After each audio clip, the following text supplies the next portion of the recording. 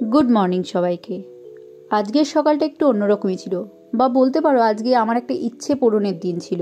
আর সত্যি বলতে অপ্রত্যাশিতভাবে কোনো জিনিস যেটা হয়তো হওয়ার ছিলই না, সেটা যদি তোমরা হঠাৎ করেই পেয়ে যাও, তার যে একটা আনন্দ, সেটা যে কি সেটা কোনোদিনও ভাষায় প্রকাশ করা যায় না, যেটা আমার ভয়েস শুনে হয়তো তোমরা বুঝতে পারছো। এবার তাহলে ঘটনাটা তোমাদের বলি। আসলে ঘটনাটা ছিল বড়মার মন্দির যাওয়া নিয়ে। কারণ আমাদের একটা প্রবলেমের কারণে আমাদের এখন কোথাও পুজো দেওয়া পসিবল ছিল না। তো ওই জন্যই কিন্তু আমার একটা বান্ধবী কাল থেকে ও আমাকে বারবার করেই বলছিল চল চল চল, কিন্তু আমার ঠিক সেইভাবে আমি মনের মধ্যে একটা কনফিউশন ছিল। তো রাত্রিবেলা ঘুমাতে যাওয়ার আগে বড়মাকে আমার এই মনের ইচ্ছাটা বললাম, যে অর্থাৎ তার কাছেই সব কিছু আমি ছেড়ে দিলাম। তো সকাল হতে না হতেই যে আনএক্সপেক্টেড ভালো ঘটনাটা ঘটে গেল, সেটা হচ্ছে যে আমার যাওয়াটা যেন যে কোনোভাবেই একটা ফিক্সড হয়ে গেল। আমি যেটা ভেবেছিলাম হয়তো এটা আমার পক্ষে এখন যাওয়া সম্ভব না, কারণ আমার পক্ষে যেহেতু পুজো দেওয়াটা পসিবল ছিল না, কিন্তু আনএক্সপেক্টেডলি এত ভালো ঘটনাটা যে ঘটে যাবে, মানে আমার যে যাওয়াটা যে পসিবল হয়ে যাবে, মানে আমি যে যেতে পারবো, সেটা যে একটা আনন্দ, সত্যি মানে আমি বোঝাতে পারছি না হয়তো তোমাদেরকে। আমার মানে কোনো একটা জায়গায় হয়তো খামতি থেকে যাচ্ছে, আমি বোঝাতে পারছি না, তবু তোমরা প্লিজ বুঝে নিও। মানে সত্যি বলতে এত মনটা ভালো হয়ে গিয়েছিলো, এই ভালো হওয়াটাকে মানে বলে বোঝানোর মতো না। তোমাদের সাথেও নিশ্চয়ই কারোর সাথে এরকম ঘটনা ঘটেই থাকে। তো এরপর আমি বড়মার ছবিটা নিয়ে বড়মাকে, এই আমার যে যাওয়াটা ফিক্সড হয়েছে এর জন্য আমি বড়মার কাছে একটা কি বলবো, মানে একটা থ্যাঙ্কস দিয়ে নিচ্ছিলাম। এই যে আমাদের সেই জাগ্রত বড়মা, জয় বড়মার জয়। বড়মা তোমাদের সবার ভালো করুক, সবার মঙ্গল করুক। আর যারা যারা এখনও পর্যন্ত তোমরা বড়মার মন্দির যাওনি, অবশ্যই সময় করে কিন্তু বড়মার কাছ থেকে ঘুরে এসো। পর বড়মার কাছে যাওয়ার আনন্দে সকাল সকাল স্নান পুজো সেরে নিয়ে ব্রেকফাস্টটা করে নিলাম। তারপর মা আবার তাড়াতাড়ি করে ব্রেকফাস্টটা খাইয়ে দিল, কারণ নাহলে দেরি হয়ে যাচ্ছিলো এই জন্য। তারপর আমি তাড়াতাড়ি করে রেডি হয়ে নিলাম। এই ছিল আজকের আমার লুকটা। কেমন লাগলো কমেন্টে তোমরা অবশ্যই জানিও। তো তারপর বড়মার নাম নিয়ে বাড়ি থেকে বেরিয়ে পড়লাম বড়মার কাছে যাওয়ার জন্য। তো চলো তোমরা আমার সাথে থাকো আর দেখতে থাকো। আজকের ব্লগটা কিন্তু কেউ মিস করবে না, কারণ আজকের ব্লগটা স্পেশালি আমার বড় মাকে নিয়ে। তো বড় মা স্পেশাল ব্লগ বলতেই পারো। এরপর আমি চলে গেলাম কাঁচরাপাড়া স্টেশন। কাঁচরাপাড়া স্টেশন থেকে আমার ট্রেন ছিল, তো আজকে ট্রেনে প্রচুর ভিড় ছিল বলে ট্রেনের ক্লিপিংসটা নিতে পারিনি।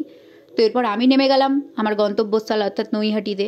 প্রায় বড়মার মন্দিরের কাছে চলে এসেছি। এই যে সেই জাগ্রত মন্দির, বড়মার মন্দির। জয় বড়মার জয়। ধর্ম যার যার, কিন্তু বড়মা সবার, এটা নিশ্চয়ই সবাই জানোই। দেখো লেখাও আছে এখানে ব্যানারে। আর আমি যেহেতু পুজো দিতে পারিনি, তাই আমার ওই বান্ধবী ভেতরে ঢুকে আমার জন্য কষ্ট করে অনেক ক্লিপিংসটা নিয়ে নিয়েছে। থ্যাংক ইউ রে তোকে। আর তারপরে ওরা পুজো দিয়ে বেরিয়ে আসলো। তারপরে ও তো ভ্লগে আসতেই চাইছিল না, প্রচুর নাটক করছিল, যেটা ওর প্রত্যেক দিনেরই স্বভাব। তারপর আরেকটা বান্ধবী ছিল, ওর কোনো ব্যাপার নেই, ও জাস্ট এনজয় করে নিল ব্যাপারটাকে। তারপর চলে গেলাম আমরা একটা রেস্টুরেন্টে। তো এখানের অ্যাম্বিয়েন্সটা আজকে খুবই সুন্দর ছিল। আর মেনুতে আজকে নিয়ে নিয়েছিলাম প্যান ফ্রাইড নুডলস, যেটা খেতে মোটামুটি ভালোই ছিল, আমার তো ভালোই লেগেছিলো। আর সত্যি কথা বলতে এইসব খাবার কার না ভালো লাগে। এরপর ও আবার বললো তুই তো বাড়িতে একটা কাজও করিস না, তো আমাকে আজকে খাবার সার্ভ করে একটু উদ্ধার কর। তাই জন্য আমি আবার ওকে খাবার সার্ভ করে দিলাম। কি আর বলবো, এরা সবসময় আমার বেইজ্জতি করে। তো যাই হোক, এরপর আমি খাওয়া দাওয়া করে নিলাম। এই খাওয়ার ভ্লগেতেও আমি ওকে কতবার বললাম যে একটু আমরা দুজন একসাথে আমাদের বদনটা দেখাই, তাও দেখাবে না। আসলে বিশ্ব সুন্দরী তো, কি আর বলবো বলো তোমাদেরকে। তারপর যাই হোক, ওদের সাথে একটু গল্প টল্প করবে। এবার ছিল বাড়ি ফেরার পালা। ওরা ওইদিকে চলে গেল বাড়িতে, আর আমি ওইদিকে বাড়ি ফিরে আসলাম। তবে সত্যি বলতে আজকে মনটা যেন অন্যরকমই হয়ে গেল, মনটা একদম আনন্দে ভরে গেল। সত্যি তোমাদেরকে বলে বোঝাতে হয়তো পারছি না আমি। তো তারপর আমি আমার বাড়ির রাস্তা অবভিয়াসলি চলে এসেছি। দেখো চারিদিকে কি সুন্দর গাছপালা, আমাদের এদিকে গ্রাম সাইড। আর তোমাদের আগেও বলেছিলাম গ্রাম সাইডে গাছপালা বেশি। তো যাই হোক, গল্প করতে করতে বাড়ির দিকে চলেই আসলাম। এরপর সন্ধ্যাবেলা একটু ভুট্টা পোড়া খেয়ে নিলাম। আসার সময় আজকে নিয়ে এসেছিলাম। আমি ভুট্টা পোড়া খেতে আবার খুবই ভালোবাসি। তোমরা আবার কে কে আমার মতো ভুট্টা পোড়া খেতে ভালোবাসো সেটা কিন্তু কমেন্টে অবশ্যই জানিও। আর মা আজকে বললো তুই আজকে চা কর, এই জন্য আমি আজকে তিনজনের জন্য অর্থাৎ আমার মা আর বাবার জন্য চা করে নিয়ে আসলাম গরম গরম। এরপর রাত্রেবেলা মা দিয়ে দিল ডিনার। ডিনারে ছিল আজকে রুটি, ব্রোকলি ভাজা আর সজনে ডাঁটার চচ্চড়ি। তো এই ছিল আজকের ভিডিওটা। দেখা হচ্ছে নেক্সট ভিডিওতে। এখনের মতো টাটা, গুড নাইট সবাইকে। আর কমেন্টে কিন্তু জয় বড় মা অবশ্যই চাই।